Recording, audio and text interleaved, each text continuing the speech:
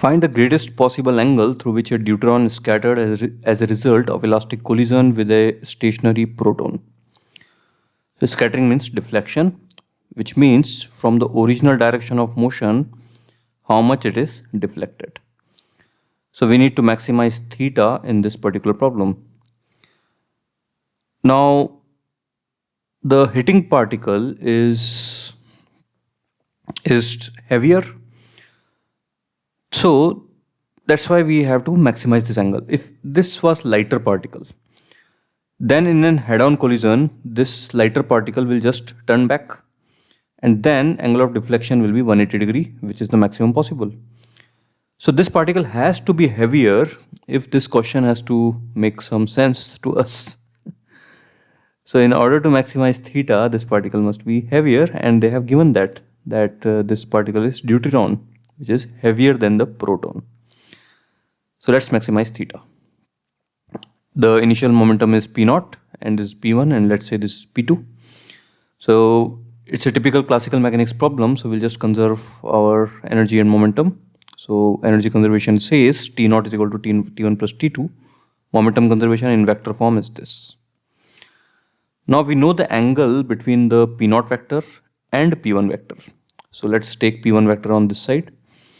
So P0 vector minus P1 vector is equal to P2 vector.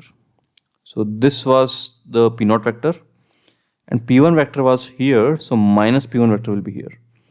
So this angle was theta, so this angle is obviously pi minus theta. So when we are doing P0 vector minus P1 vector, so in magnitude we'll write this as P0 square plus P1 square minus 2 P0 P1 cos theta.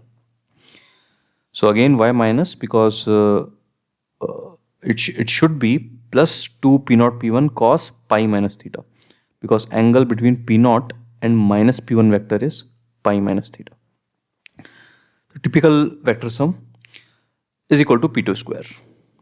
So from here we'll write P0 and P1 in terms of T0 and T1, and P2 in terms of T2. So we'll get this equation, and we'll get rid of T2 by using this equation. So T2 becomes T0 minus T1. Now we have two terms here, T0 and T1, and both of them are not given to us. So let's divide this whole thing by T1 both sides. So we get only one variable, that is T0 by T1. So we do that, and we see that we get a quadratic in T0 by T1. So in order to have the real roots, D must be greater than or equal to 0.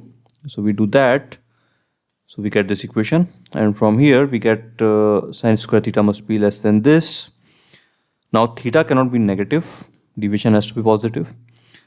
So this means sin theta must be less than m by m. And here small m is proton, capital M is deuteron, so 1 by 2. Sin theta must be less than 1 by 2, which means theta must be less than 30 degree. Our answer.